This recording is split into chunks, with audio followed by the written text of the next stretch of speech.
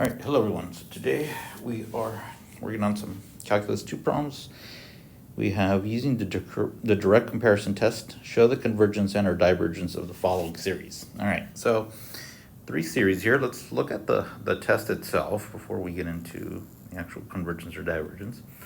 So the direct comparison test says as follows. If you have 2 sequences, AN and BN, such that AN and BN are both positive, or in other words, 0 is less than or equal to AN is less than or equal to BN. Sorry, non-negative, not necessarily positive. And if the series having the sequence BN converges, then the series AN converges. And if the series AN diverges, then the series BN diverges. So as we say, if the bigger one converges, then the smaller one converges. And if the smaller one diverges, then the bigger one will diverge. Okay, so that's how the statement of the test. Now, this is one of the, in my opinion, one of the most useful tests, because it applies to a lot of series where possibly doing computation is not very easy to do with limits and such. So that's why I like this test. But the thing that's the hard part here is coming up with an inequality, and we'll get into that right now. So the way we work with this test is we take a series that you want to find out the convergence or divergence of, and you try to compare it to a series. And if possible, you want to work with something that's easy in the sense of easy to know if it converges or diverges. So I want to maybe compare this series to a p-series or perhaps a geometric, something like that, is because we know what a p-series converges or diverges, the conditions on that, and it's the same thing for a geometric. We can do that kind of quickly. That's not always going to happen. Sometimes you need a couple stabs, computations and such, but for the most part, that's what we look for.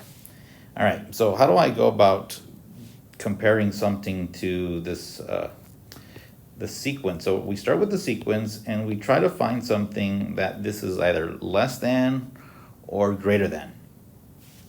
And one thing I notice is that denominator's got a minus on it. And if I were to pick a fraction, let's say with a denominator of 1 and a numerator, of 1 and a denominator that's less than the denominator that I have right there, the n minus square root of n, then this fraction right here would be smaller than that one. This is like saying 1/5 is less than 1/4. Sorry, this is kind of like saying 1/5 is less than 1/4, in the sense is that the 1/5, the denominator in the 1/5 is bigger than the denominator 1/4, but the fraction 1/4 is larger than 1/5. Okay, so that's a true statement. Okay. And you might say, well, it's kind of hard for me to see because I know a lot of people aren't used to working with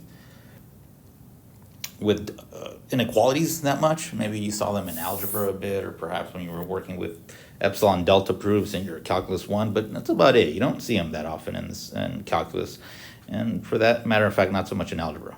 So another thing you could do is as follows. I tell people, why don't you work with the denominator that you're given and say to yourself, is this maybe less than or greater than something? Well, if I'm subtracting something from n, then it would be less than n. And what I'm going to do at this point is I'm going to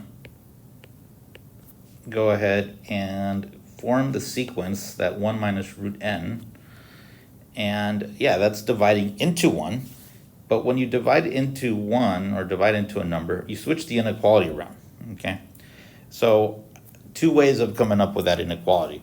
And as I said, it might take a minute or two to get it. Yeah, it's just practice. All right, so we compared 1 over n minus root n to 1 over n. It's bigger than 1 over n. And what do we know? Well, 1 over n, the series, it diverges because it's the harmonic series, or it's a p-series with p equals 1. And therefore, because of that inequality that we had above over here, And because this diverges by the direct comparison test, we have this condition right here, which is if AN diverges, if the smaller one diverges, then the big one diverges. Okay.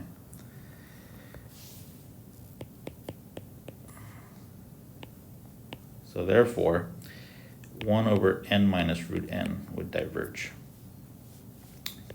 All right, and I know we have a couple more series to look at, but because I don't want to make this video any longer, I'm going to stop here, and then we'll start up again with the next series. All right, hope this helped. Thank you so much for your time.